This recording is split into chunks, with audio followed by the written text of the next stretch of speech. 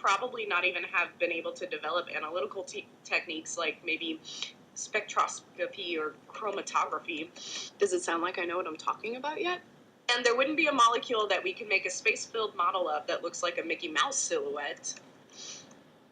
I understand this part. I want to preface the story by saying that I understand that not everybody is really good at spelling and not everybody is really good at writing, but you can be perfectly intelligent and not be a very good writer and not be a very good speller. This is mostly about spelling though, which is one of my favorite kinds of stories.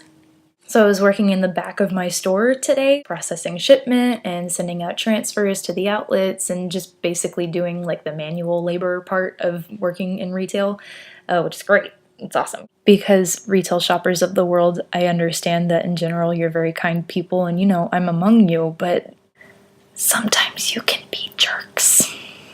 So there was this technician there who was working on the AC something, I don't know, it was really hot today though, that's all I can tell you about that. So he was back there and my manager was in her office doing some email stuff, and then I was there just, doing stuff, taping up boxes, and I was printing FedEx labels, and I was doing all kinds of fun. And my manager calls out from her office, "Anna!" And I'm like, "What? How do you spell thoroughly?" THOROUGHLY. And then I continued putting hangers on shelves. "How do you spell mention?" And this is what I did. MENTION? Now that was me pretending to hesitate and be unsure of how to spell mention because I didn't want to look like a snobby McSnobberson in front of the technician guy and in front of the store manager of my store. THOROUGHLY. I also didn't want to look like a nerdy McSmartypants. MENTION. Duh. I have a liberal arts degree. I can spell. So I'd like to add as an aside to my preface that while I'm a very good speller and that's always come very naturally to me, I'm terrible at math, like basic math. Just reiterating that you can be a not very good speller and be a very, very, very intelligent individual. Spock's honor. So I feel this story is significant for me because lately I've had to sort of admit to myself that I'm not quite where I want to be in my life. I'm actually quite self-conscious about not being as intelligent as I would like to be. Not as intelligent as I would like to be, but not as learned as I would like to be. For example, I have very good vocabulary and I'm a super good speller and I'm actually a pretty okay writer, but it took me a really long time to figure out that I actually want to be a teacher. And in the meantime, I got a degree that I really enjoyed getting and learning about, but let's face it, I have a degree in archaeology from one of the best universities, I think, in the world, but I really don't know a lot about archaeology or classics. And I have to face it that a lot of that is actually my own doing. Or not doing.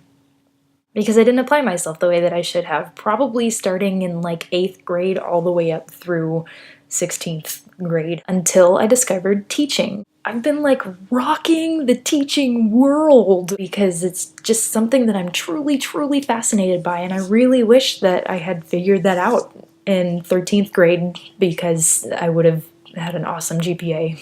So let me just say, as an epilogue to our aside and to our preface, would that make this an epiphase?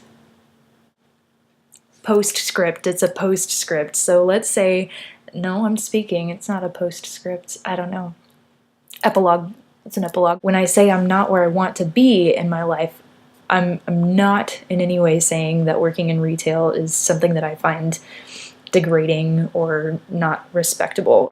If you work in retail or fast food or waitressing like our good friend Julia, or cleaning up after people who are not you, or any type of thing like that that you find frustrating on a day-to-day basis, you should be proud for the hard-earned living that you make and your contribution to society every day. Be proud and hold your heads high.